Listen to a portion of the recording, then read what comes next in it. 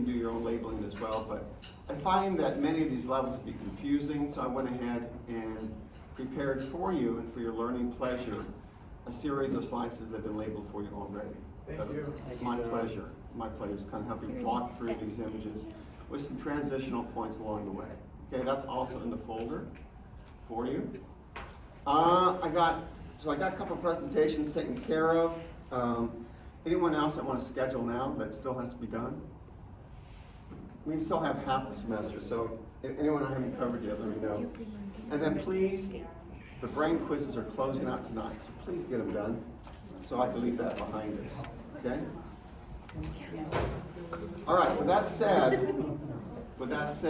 here's what I want to start off by doing is I'm going to open up the folder that or file that has the contiguous slices.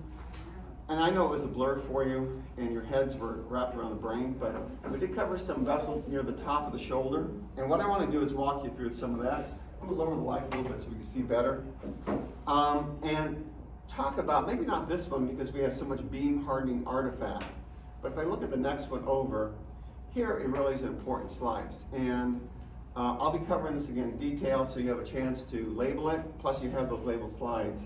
This one here shows you a really nice breakdown of the vessels near the upper chest. What you have up here going from anterior to posterior is the right common carotid, that little singular dot over here, followed by going posterior, the internal jugular vein over here. Then you have the subclavian vein, and then the subclavian artery, all in this area right through here. So right common carotid, internal jugular vein, subclavian vein, and then finally subclavian artery. On the opposite side, the patient was injected with contrast, so there's a lot of beam hardening artifact, but what I can see is going to be the left common carotid and the left subclavian artery. These two will serve as direct branches off the aorta. As we work our way down, you have still the right common carotid up here, followed by now a transition. Here is the right subclavian vein coming in this way. This bulbous part right through here is going to be where the internal jugular vein meets up with subclavian vein, and it's going to form the right brachiocephalic vein that we'll see clear here in a moment. Coming off this way and back over here is going to be the right subclavian artery. In this instance, the artery will be smaller in diameter than the vein, and also the vein will be anterior to the artery itself. Here we have already a transition where the subclavian vein is joined up with the internal jugular on the patient's left side, is formed the left brachiocephalic vein. Common carotid, left common carotid, left subclavian artery. And some other soft tissues we'll cover next week. Over here, again, look at the right common carotid, right subclavian artery. Again, you get partial volume in here. You get it partially here and here as well. And this still now, pretty much once you get more medial to the clavicle, becomes the right brachiocephalic vein, left brachiocephalic vein, left common carotid, and then left subclavian. Here, you're seeing transition based on the blurriness of both the right common carotid and the right subclavian artery. This tells you something's going to happen, and that is the formation of the brachiocephalic artery, which is the first branch of the aortic arch. Going down, you have that union beginning to form right over here. So you have what's left, mostly transition of the right common carotid joining up with the right subclavian artery. Right brachiocephalic vein here, left brachiocephalic vein coming up and over the anterior mediastinum. Once again, left common carotid and left subclavian artery. One of the things that we're going to focus on, we're using mediastinal windows. We'll be using CT only because it helps me distinguish the vessels a little bit better. We'll show you some MR as well, and I have some ultrasound today too. Right brachiocephalic vein, left brachiocephalic vein as it arches over the mediastinum. This is the three branches of the aorta, which is pretty standard, going from patient midline out to patient left. Please remember the first branch is brachiocephalic artery. Second one is the left common carotid, as we saw before. and then back over here is going to be the left subclavian artery. Of course, here's my trachea, and posteriorly it's going to be the esophagus. Going down, you have right brachiocephalic vein, left brachiocephalic vein. The three major branches of the aorta are phasing out or transitioning out. Do you recall what this little triangular shape of fat is in the adult? Ring a bell? It's the residual thymus gland. So with kids, we have a large thymus gland. Because our immunity systems pretty much get set by our teen years, the thymus gland no longer is needed. It will convert into fat. And most textbooks will call this, rather than thymus gland, rather medial sternal fat. And that's what that little area, that little triangular conical shaped structure is right there. And then again, you have the left brachiocephalic vein going into the right, that's transition. And this will be a second transition. Once you leave the branches, then you're going to be going into the aorta. Here's my medial sternal fat. Once again, trachea and esophagus. This is a classic aortic image at this point, and what you have are two primary vascular structures. You're going to have the superior vena cava here, and over here is going to be aortic arch, thymus gland, trachea is before, and most posterior is going to be esophagus. This will be one of the last ones we'll cover at this point. You have SVC, transition of 2 points of the aorta. This one most anterior will be the ascending aorta, and the one closest to the spine will be descending aorta. This area right through here is going to be important from an imaging perspective. We're going to have one more to show you what I'm referring to. There's a little space right over here. A couple things are going to happen in that space. First of all, it has a lot of lymph nodes that really we're not going to worry about them as much, but it's an area heavy or risky for metastases of cancer to the lungs. So this is called the aortal pulmonary window. Aortal, one word, pulmonary window. And this oftentimes is when you look for signs of metastases of cancer or lung disease. It's an area that oftentimes will first light up. So this might be an area that would be require that you take some very small slices through this area. From our perspective, what you see here is SVC, going to patient midline, ascending aorta, and then descending aorta right over here. And then from this point down, we'll get into some new content. Questions on that, first upper part. We'll kind of divide it into two regions, upper and then mid to lower. Okay, I guarantee we'll go through these very concisely from top to bottom. Okay, so bear with me as I kind of end our presentation here. It's really important that we cover the heart, and I'm going to give you a good background because all your modalities require it. And I'm going to give you some structures that are important for you to be aware of. I think a lot of this you may still know in terms of valves, in terms of major vessels, pulmonary arteries, pulmonary veins, sound familiar? So a lot of this is redundant, so bear with me as I go through it. It'll serve, if nothing else, a good review for you. When you look at the heart, what you're going to have is a combination of vessels coming together, and this will even apply to sectional imaging when we look at different portions of it. For example, up here, we don't see a label, but you're going to have the right brachiocephalic vein join up with the left, and then what comes over here for number 4, and you don't need a label, these just need a reference point, is going to be SVC, which eventually is going to lead to right atrium. This is going to bring venous blood back to the right side of the heart. Number 5 is going to be the IVC. So there is an antrum right over here that will have a combining of both the superior vena and inferior vena cava. Question? Good? Okay. Here, in the way that it's kind of convoluted because it's coming from the left side of the heart, we'll talk about more details in terms of ventricles and atrium, is going to be the 3 components of the aorta. You'll have ascending right here, which is a smaller section, the arch itself, and then running directly inferior to the left of the spine will be descending, which we don't see quite well, at least on this one diagram.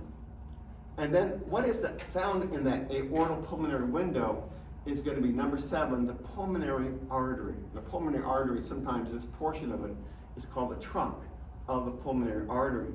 It's going to be coming from the right side of the heart, and it's going to be the primary vehicle of bringing venous blood back to the lungs for oxygen.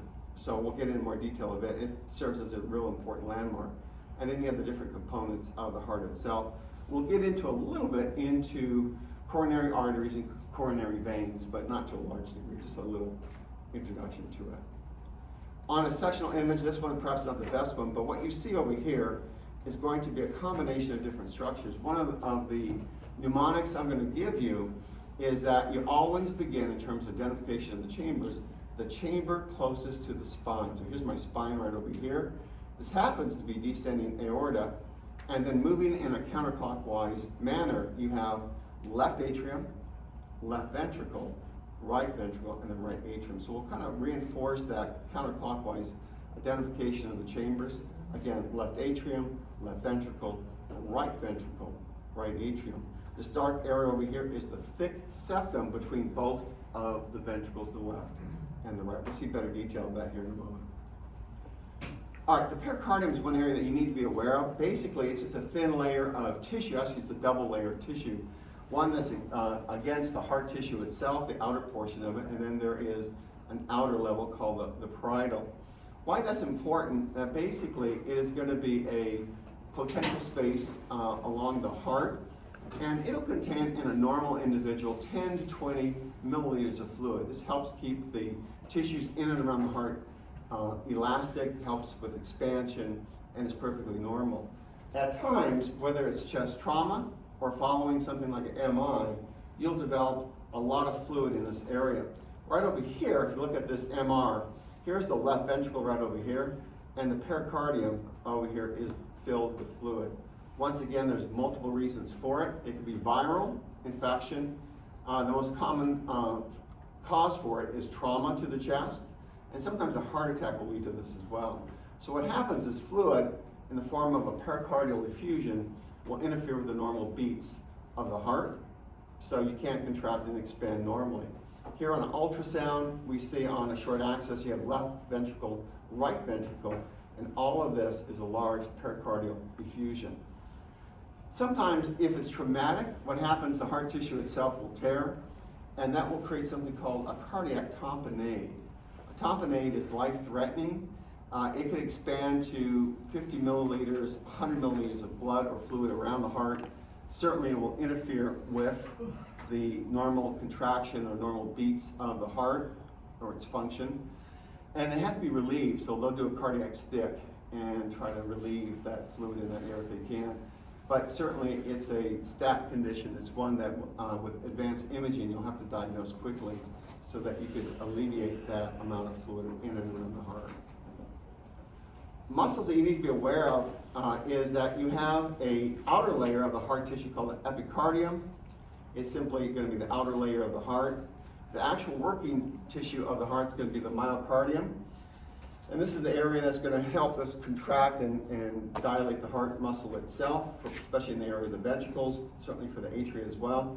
And this is the part that oftentimes will suffer a myocardial infarction, where a portion of the heart tissue will no longer have blood flow to it, and that portion will essentially die. And oftentimes you'll see that MI effect in the myocardium. The endocardium is going to be the layer closest to the heart tissue itself. So these are the three primary layers of tissue in and around the heart. There's always a certain amount of fat around the heart, even in the healthy individual, which is good because we need that help. That helps us with elasticity of the heart, but sometimes it becomes excessive. In those cases, oftentimes it will develop with patients who have heart failure. Here is a section of heart tissue. What you have over here, not exactly fat, but it basically is an area of an infarction. What happens when you have a heart attack? A portion of the blood supply on the arterial side will be cut off, and that muscle tissue will die. If it's severe enough, if it knocks out part of the electrical system that we'll talk about, it can be life-threatening, it could be death from that standpoint. So what you have in most cases with MIs is always a certain amount of damage that oftentimes is irreversible, and you have tissue damage within it. This would be in the myocardium itself of the left ventricle. You have the upper portion, which is the base over here. The lower portion is the apex. Along the base, you're going to have things like the atrium or atria. You're going to have the SVC coming in from one direction into the right atrium. From the left side, you'll have your aorta. And then coming from the right ventricle, we'll have the pulmonary artery, which we'll talk about here in a second. For those, especially those in ultrasound, it's important for you to be aware of a condition called PDA, or patent ductus arteriosus. We'll talk about this again on Tuesday, but the fetal heart basically is going to be working, I think, after 6 or 7 weeks of conception. But what happens is the blood coming from the fetus will not go through the lungs. What happens is the blood will go through the normal pathways of the developing SVC and IVC, enter the right atrium, enter the right ventricles, we'll talk about the valves here in a moment, and then rather than going to the pulmonary arteries to receive oxygen within the fetal lungs, you have a bypass right over here. There are actually 2 bypasses. We'll get into both those later on, but here's one called the ductus arteriosus. So that blood basically that's supposed to be going into the lungs now is being skirted back through the aorta and eventually returned back to the maternal circulation. Some individuals will be born, and well, let me go back a step. When you're born, this ductus arteriosus will begin to obliterate, it'll seal off, it'll basically be non-functioning. In some individuals, it doesn't close off, and we call that patent ductus arteriosus. And what happens, these individuals lose a certain percentage of the blood that should be going to the lungs. They become somewhat hypoxic, they become cyanotic. We certainly could diagnose this early on in the early development of the fetus, or not fetus, but the baby. And they have to go and basically suture that little thing off or cauterize it off. So it's pretty much classic, but patent ductus arteriosus is something that ultrasound will be doing a lot of. Maybe CT, I'm not sure about MR, but possibly. So be aware of that condition called PDA. It's one that's pretty common, well, fairly common in newborns from that standpoint. The pulmonary artery, keep in mind, we'll talk about where it's coming away from. It's going to be coming from the right ventricle. And what happens is you have the main part of it, and we'll show you better detail here in a moment, called the trunk of the pulmonary artery. That is going to go into 2 major channels. One's going to go to the left side of the heart, which we call the left pulmonary artery, and the other one's going to go, of course, in the opposite direction, the right pulmonary artery. When you look at it on sectional imaging, the reason we want to show it to you now is that when it appears, the trunk will be within that area called the aortal pulmonary window. Then you'll see what we call the inverted Y sign. You'll have the stem, which will be pulmonary trunk, and then the 2 branches would be left and right pulmonary artery. So that will carry blood to the lungs, receive oxygen, and then there's going to be a series of 4 pulmonary veins that's going to carry blood back to the left atrium for general circulation. Again, you probably know this, it's somewhat of an oxymoron. Here in this case, an artery is carrying venous blood and the veins themselves are carrying oxygenated blood. Why they named it that way, I'm not sure, but we'll look at each of these components. Of the 2, pulmonary arteries are much easier to see on sectional imaging as compared to the pulmonary veins. Chambers of the heart, we have 2 atria, and basically they're going to be in the upper portion of the heart near the base. There is a coordination in terms of when they fill with blood and when they contract. It's going to be synchronized with the ventricles, and we'll talk about the electrical system briefly here in a moment. There is a small septum that separates both the left and the right atrium. The right atrium carrying venous blood from the SVC, IVC, and the left is going to carry arterial blood. In the fetus, there is an actual foramen ovale between both of those atria because you don't need the blood once again to go back to the lungs. So typically what happens is that once you're born, then that foramen ovale will obliterate, it'll seal over. In some cases, it will remain open. So we'll talk about that on Tuesday of next week. The ventricles, of course, are the working part of the heart in terms of circulation, general circulation. The right one's going to be larger diameter from what we see than the left, but when you look at the thickness of the wall, the left has to work harder, so therefore the wall itself has more of a muscular shape to it and very thick from that standpoint. And between both of the left and right ventricles, you'll have a structure called the interventricular septum. Oops, go back. we talked about it before. On the right side of the heart, you're going to have blood entering the right atrium, coming in from both the IVC, SVC, and then it'll be stopped by a valve.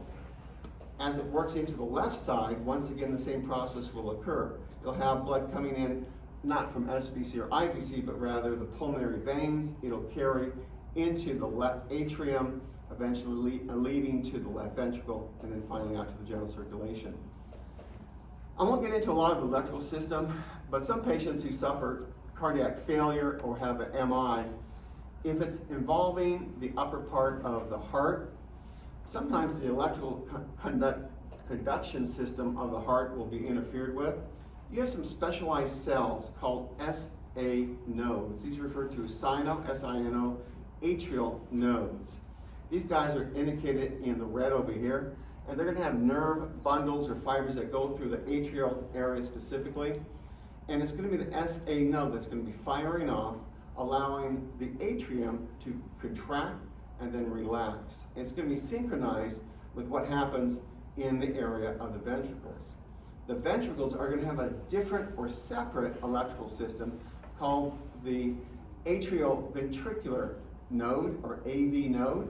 That's indicated in blue, and you can see over here that it will be going, the primary bundles will be going down through the inner ventricular septum, and then they'll innervate different portions of the ventricle.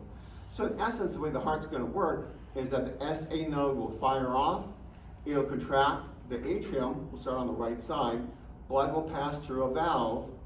Meanwhile, the right ventricle is relaxed, the valve will shut, then the right ventricle will contract, pushing its blood up into the pulmonary artery that we don't see here. So again, there's a synchronization between the A nodes and the AV nodes. So again, this really becomes important. When they get out of sync, that's when patients develop AFib, and then we have to kind of be careful in terms of how the heart begins to go through failure, and this would be the grounds for a pacemaker. So those two nodes are important. Again, there's a lot of complexity on the heart right over here. So what I'm going to do is I'm going to take you through, I actually brought up another monitor. It's working. It does. In terms of what to follow in terms of heart circulation, when you have the blood entering, we'll start off from right and work to heart left. When the blood enters the SVC, it's going to go into right atrium over here, and it's going to pass through the first valve that you see over here. I'm not sure if it's, yeah, it is, right over here, called the tricuspid valve. So here it's going to enter through the tricuspid valve. Again, based on the firing of the SA nodes, the tricuspid valve will open up and allow blood to leave the right atrium and enter the right ventricle. Then the valve will shut, and then the right ventricle will contract. So once you're in there, it's already gone into the right ventricle. It's going to go through a pulmonary semilunar valve. And what that's going to do is that it's going to open and shut, much like the tricuspid, but rather what happens is the tricuspid is closed, allowing blood once again to fill within the right atrium. The right ventricle is going to contract, and the blood is then being pushed through the pulmonary semilunar valve into the pulmonary artery. So basically the valve is going to control blood entering the pulmonary artery. Through both branches of the pulmonary artery, then the blood will be carried to the lungs, it will receive oxygen, then it's going to be returned back to the heart through pulmonary veins. There's 4 of these, whereas we have 2 primary branches of the pulmonary artery. The pulmonary veins, there's 4 small ones coming from both the left and right. So you have actually 2 on the left and 2 on the right. Blood will enter the left atrium from these pulmonary veins, and then it's going to be allowed to pass through a bicuspid valve, which used to be referred to as a mitral valve. It was named after what the hat of the Pope would wear, called mitre, for what it's worth. A little trivia for you from old Catholic boy. So after the blood would pass through the bicuspid valve, once again leaving the left atrium, then that valve is going to shut. The blood will enter into left ventricle, sit there for a moment, and then it's going to go through a last set of valves called the aortic semilunar valve.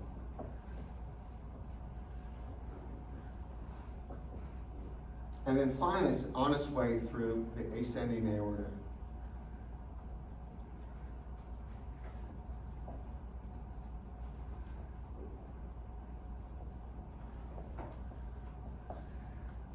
So, the way it's going to work, going from right to left on the heart, right atrium, tricuspid valve, right ventricle, pulmonary semilunar valve, pulmonary artery, specifically the trunk, entering to both major branches of pulmonary artery, lungs that we don't see in this diagram, return back to heart through 2 on each side for a total of 4 pulmonary veins, smaller diameter, dumping their blood, now rich with oxygen, into the left atrium, passing through a bicuspid valve over here, and then eventually being pushed through the aortic pulmonary semilunar valve into the ascending arch of the aorta.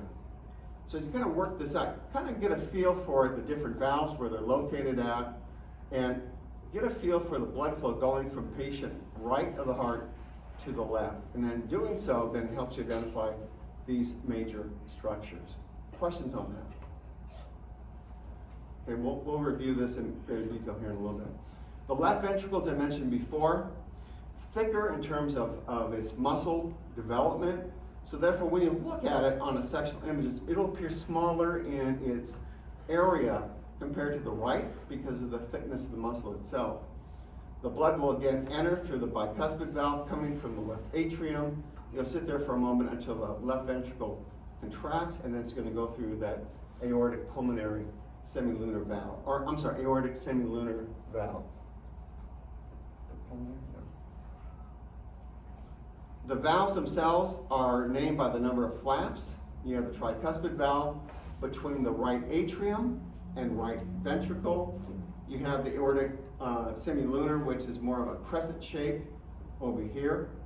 Pulmonary semilunar valve over here. Aortic pulmonary semilunar valve is up here. And the bicuspid itself is going to have 2 flaps. Of the valves that oftentimes will be affected by either heart failure, maybe an MI, infection, it'll be by far the bicuspid valve. The bicuspid valve oftentimes will become affected through disease processes. And when that happens, the blood that normally should be sealed off within the left ventricle is allowed to re-enter the left atrium, and that causes some problems in terms of blood supply through the patient's body. Left atrium over here, the bicuspid valve, and then the mechanical part of the heart. We know that we have SA nodes, we have AV nodes that'll be firing off, causing contraction of both the atrium and the ventricles. You have special fibers called chordae tennae right over here, which mean heartstrings, and you got some papillary muscles right through here. What they're going to do is be affected by contraction through the AV nodes. They're going to allow the valves, in this case the bicuspid, to open up. Then once the firing is completed, then the valve will shut back down. In some cases, because of aging, heart defects, the chordae tennae sometimes will break down, and that can also be a source of a problem for patients who develop prolapse of, in this case, of the left bicuspid valve.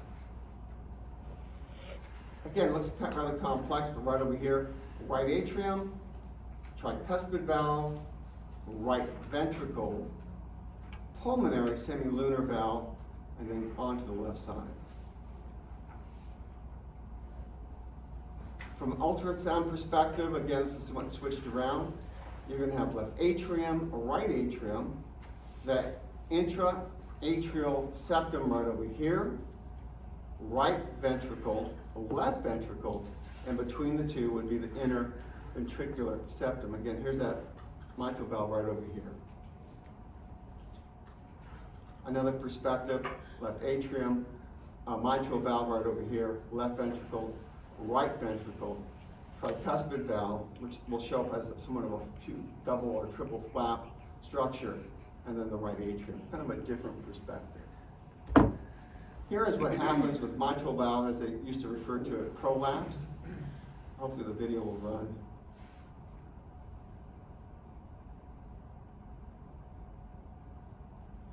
So left atrium up here, left ventricle, interventricular septum over here, right ventricle, and tricuspid valve right through here. But if you look carefully, here's my double flap or two flaps of the bicuspid valve, and I can't quite show you clearly, but basically, when this one opens up, it's going to be in a pretty stationary position.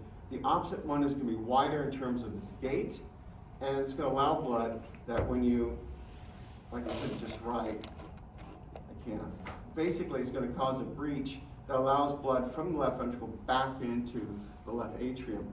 Again, of all the valves, the bicuspid is the one that's most affected by disease, by injury, whatever the case may be. So oftentimes they do replacements. They have mechanical valves, they have PICC valves, which apparently are quite successful in terms of putting that or replacing that valve. And patients normally do quite well with it. So ultrasound, you'll be pretty much at the forefront evaluating the heart to see if there's any prolapse. And there's always a percentage of blood re-entering from the left ventricle back into the left atrium. Somewhere in the neighborhood of 4% of the return of blood from the left ventricle to the left atrium in most adults. But when it gets above that, then again, you get into a loss of blood that should be going into the general circulation. Let's see if I can get this down. Let's hope it goes back. I hope so. There we go. All right, I won't beat this down anymore, but basically, again, you have that coordination. Valves are going to be shut based on the stroke or contraction of the heart. In this one instance, right atrium now is filled with blood. The tricuspid valve is opened up. Blood will enter into the right ventricle. Here, both valves will be shut. It doesn't go into detail beyond that. And then at that point, what happens is, under contraction of the right side of the heart, then the pulmonary semilunar valve will open up, allowing blood to enter the pulmonary artery. We already talked about these valves before. Again, you're going to have on the left side bicuspid valve, aortic semilunar valve. When the heart is, or the ventricle is going through contraction, the bicuspid will shut down, opening up the aortic semilunar valve. Let's get it's more confusing. What I'm going to do, rather than go through all this detail, I'll be showing you sectional images here in a moment, and we'll kind of walk you through the major chambers and what to expect from that standpoint. From an ultrasound perspective, giving you a sagittal, you have ascending arch, descending aorta over here. This little dot over here is the right pulmonary artery.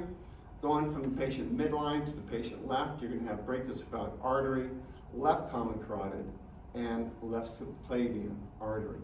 Basically the same structures over here. What they used to call innominate, now it's called brachiocephalic, left common carotid, left subclavian. So based on your perspective, it pretty much shows up the same, both in ultrasound to a certain degree, as would be CT and MR, on the perspective. All right, you can spend a lot of time, question before I move on the heart, chambers, valves. Please know these valves. It's really important for both this class, but more importantly for the registries. There's always a lot of questions on the heart. The heart tissue itself is going to receive arterial blood, and then of course blood has, once it's gone through the heart tissue, be returned back to the venous side. What I want to give you is the briefest overview of the veins of the heart and the arteries of the heart, and kind of give you some pathways.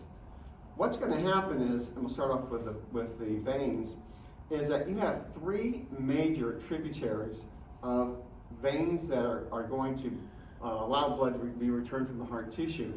And they're going to come in different forms of left, middle, and right cerebral veins. What happens is they're going to eventually combine their blood flow into something referred to as the great cardiac vein, which then will lead into what we call the coronary sinus, which eventually is going to bring the blood back to the right atrium. So you have three major branches that meet throughout the apex to the base of the heart. They'll combine together into what we call the great cardiac vein, then go into the coronary sinus, and eventually into the right atrium. For the most part, these structures are not really involved to a large degree in terms of disease. The blood pressure is less, so again, you're not going to have a lot of need to study the veins as much as the arteries. Again, you have these branches go in, great cardiac vein going into coronary sinus, which eventually will lead into right atrium. Here's how you see it on the posterior side right over here. Again, the small contributing or collateral veins right over here going into great cardiac vein, and then eventually coronary sinus, and then to the right side of the heart. So the veins themselves, not as significant as would be the arteries. The arteries are going to come away from the area of what we call the cusp of the aortic arch. So right after the aortic semilunar valve, once it closes during the diastolic phase, blood then is going to be somewhat, or pressure rather, is going to be somewhat relaxed. There's some small openings, 3 of them to be exact, that's going to allow the passageway of blood into the cardiac arterial system. We won't learn a lot about this, but you have 3 major tributaries. You're going to have a right coronary artery that's going to serve the right side of the heart, going in from the base down to the apex. You'll have a left coronary artery that goes like this and kind of take care of the left side of the heart to include the atrium. And then there's a small one right over here called the left anterior descending artery. This is the one that's referred to as the widowmaker. You've heard that term before? So what happens is that as plaque builds up, normally blood pressure will be pretty great, significant anyways, for the right coronary artery and the left, but as blood supply becomes somewhat reduced, you have a greater chance of forming plaque in this area.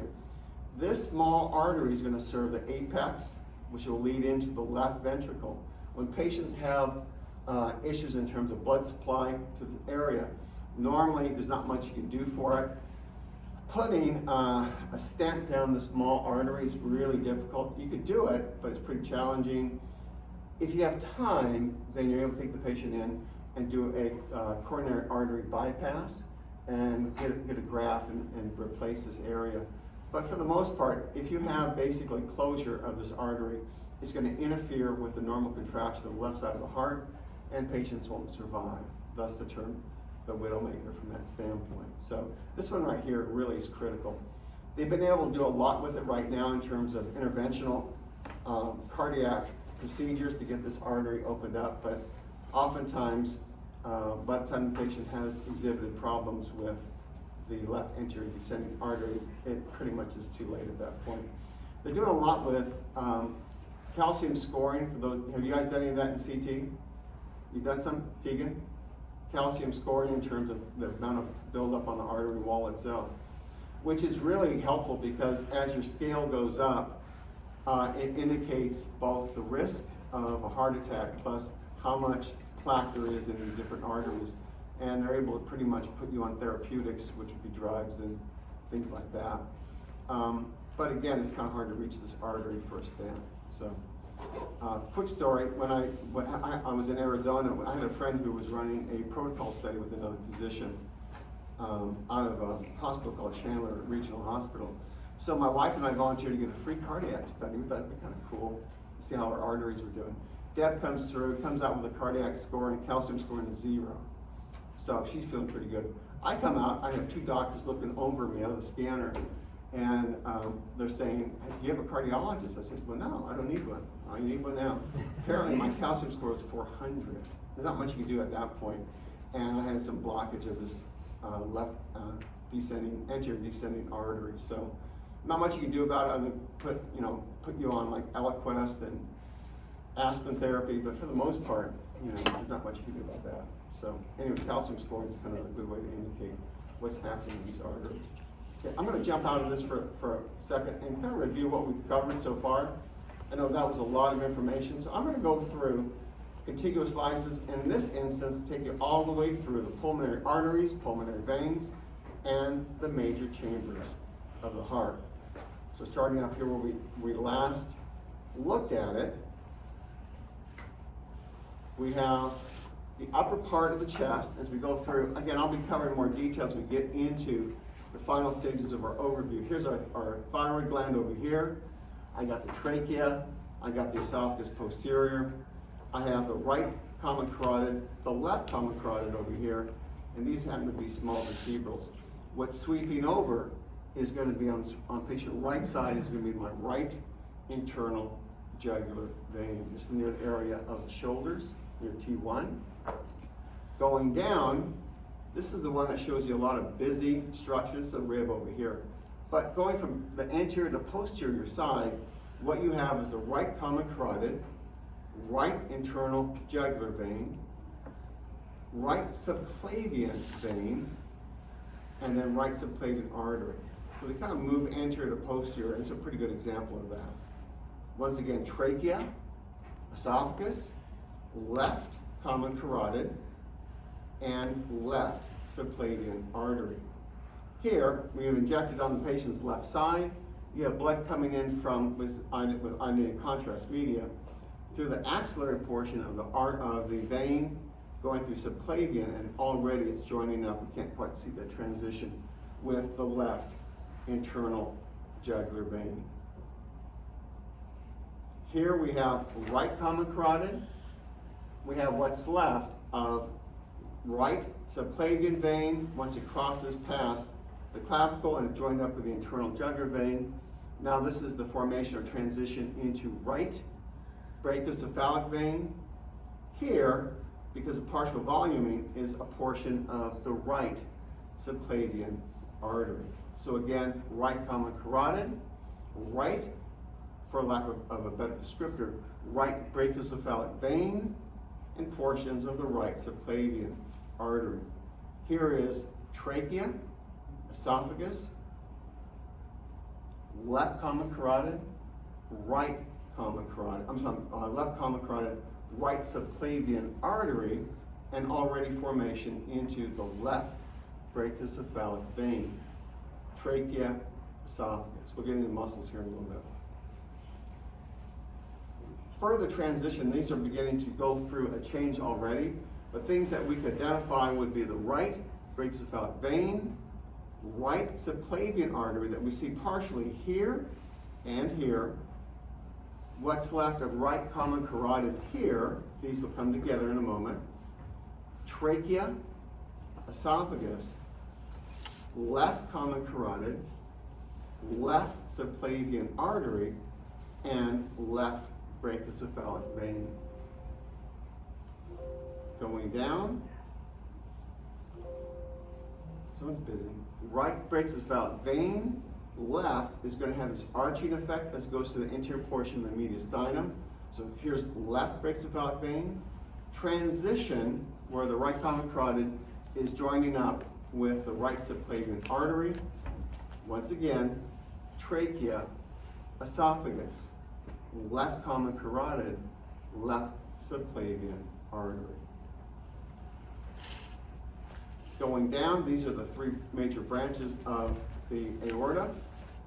You have the brachiocephalic artery, which is going to be the first branch along the midline.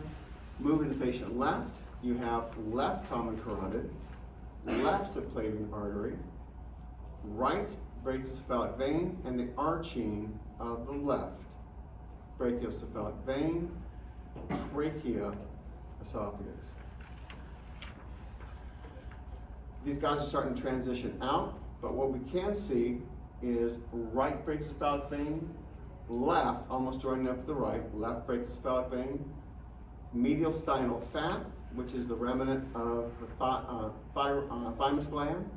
And again, we still have a little hint of left common carotid and left subclavian artery, trachea, and esophagus. All of this is transition, so we know what's going to show up here is going to be aortic arch, because we're below the branches. Here is the joining of the left and the right brachiocephalic vein, medial sternal fat right through here, trachea, and esophagus. Aortic arch through here, near the area of T4. Now this is SVC. Over here is going to be medial sternal fat, trachea, and someone back over here, although it's hard to see. Once again, esophagus. SVC, early creation or transition into ascending aorta. More posterior, descending aorta. Trachea, again, we don't get esophagus from that perspective. Just early signs of that area that we call aortopulmonary window, which we see right over here. That space, again, is a given term for it. What we identify specifically would be SVC, ascending, descending aorta, and we'll see what happens in this area. Still, the trachea has that classic shape of a rounded anterior wall and a flattened posterior wall right over here. SVC, ascending aorta, what's left of medial sternal fat. Looking at the trachea, it's going through transition. So what's going to appear as we work our way down is it's going to begin to split into the carina. We'll see it as what they describe as a biocular, like glasses, appearance to it. SVC right over here, and this one will show up here in a moment, another vein. You mean descending the aorta, right? Did I say ascending? Yeah, descending right here, absolutely right. You said SVC. And what's coming in over here, transitioning in, just the early glimpse of pulmonary artery within that aortopulmonary window right through here. So again, ascending, descending aorta. Here, we get that biocular appearance. What we have over here on the patient right side is the right main stem bronchi, the left. But together, we're going to call that the carina. Here is SVC, ascending aorta, descending aorta. Now, coming within that area of the window, you have the inverted Y sign. This main part over here is going to be the trunk of the pulmonary artery, splitting, and we'll see it better here in a moment, going into the patient right pulmonary artery and the left pulmonary artery. So we'll begin to form that inverted Y sign. This guy right here is pretty much a standard landmark. It's called the azygos vein. The azygos vein is going to be draining blood from the area of the stomach, part of the diaphragm. And what happens is that it will be pretty large and it'll be seen pretty much midline to the vertebral structures. Then it comes up and over and arches into the SVC. So we may get a little glimpse of it right about here. But the main part of the azygos vein is pretty easy to identify, at least on most patients, which is located right here. Let's stay within our field of view for a number of shots. Here it is once again. And this little dot right over here is actually the arch of the azygos vein. So going around the horn, we have arch of azygos vein, we have SVC, ascending aorta over here, leaving the area of pulmonary arteries, namely the right and the left. Now, rather than carina, we have the right and left main stem bronchus, descending aorta, azygos vein. Early appearance of heart normally are typically rather of the atrium as you work your way down. Things that we know, ascending aorta, which is going to soon transition out, right over here. Descending aorta, right over here. Azygos vein. And the general rule we follow, as I mentioned earlier, is the chamber that's going to first show up. Actually, the chambers on both sides, the right and left, will be seen in the upper portion of the heart. So this is the right atrium, but always keep in mind the chamber closest to the vertebrae will be left atrium. So these are just all transitioning into the ventricles. So again, early signs of right atrium, left atrium, ascending, descending aorta, and right over here is azygos vein, right over here. This guy will be one of the pulmonary veins we'll talk about here in a second. In fact, that's what you see right over here. Here, basically, is left atrium, right over here. Early transition into left ventricle, right ventricle, right through here, with the inner ventricular septum between both ventricles starting to show up, and right atrium, right over this area. This is an area called a sulcus right over here. So it's just basically a dividing point between the atria on both sides and the ventricles. Here, they're smaller, and you can't quite distinguish them individually, but if any vessels are going toward left atrium, they have to be pulmonary veins. Once again, azygous vein. Going down, better definition here, left atrium, counterclockwise, left ventricle, right ventricle, and still right atrium. Inner ventricular septum between both the left and the right ventricles. Azygous vein here, descending aorta. A little bit more of the left left atrium rather, left ventricle, right atrium, and inner ventricular septum. A little bit more of the azygous vein right about there. And that's it. So when you look at the key landmarks of the chest, we'll be looking at a handful of them, especially in the upper chest. As we work our way down, we'll get into the major branches of the aorta, then we'll get into heart structures, and basically those are the key landmarks we're going to